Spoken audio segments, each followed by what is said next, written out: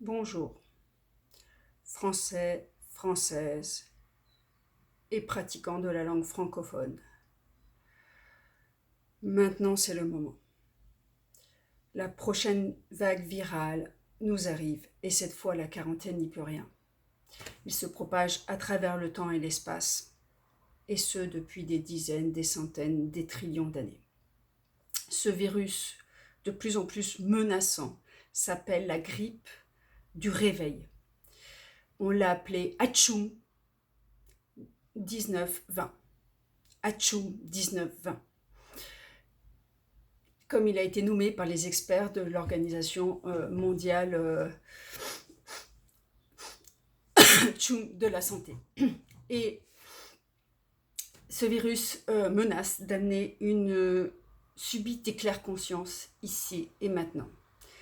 Ça commence de manière inoffensive, par la pratique des bars, de poser des questions, des processus corporels, des déblayages. Vient ensuite une antipathie prononcée pour les mensonges véhiculés par les médias. Bah oui, quand on utilise l'euro léger.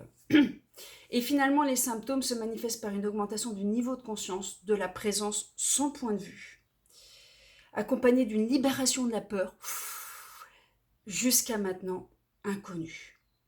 Finalement, la maladie se termine par une gratitude inconditionnelle et un état de question ouverte, permanent, orgasmique et expansif. Tous les moyens jusqu'à maintenant éprouvés de menaces tels que les scénarios de guerre, les vaccinations de masse, les krachs boursiers, etc., semblent désormais sans aucun effet. L'agitation de l'implant peur ne fonctionne plus. C'est pour cette raison qu'un nouvel état d'alerte a été décrété par l'OMS contre ce virus qui pourrait améliorer radicalement la situation générale de la planète. Même l'annonce de l'OMS envoyée par SMS à plus de 7 milliards de citoyens de la Terre disant « Restez dans votre matrice, là vous êtes en sécurité » est désormais sans effet. Certains experts l'ont appelé le virus de la conscience et il est hautement contagieux. Il est recommandé d'éviter absolument le contact avec d'autres personnes qui pensent par elles-mêmes et vous invite à écouter et à connecter que vous savez que vous savez. On suspecte ce virus de pouvoir être diffusé par la transmission pensée.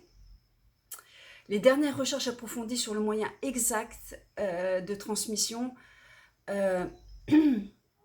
sont assez confuses. La propagation de Hatchoum 1920 se fait à partir de la conscience de chacun et son temps d'incubation peut varier de quelques millisecondes à quelques dizaines d'années. Bienvenue dans l'aisance, la joie et la gloire.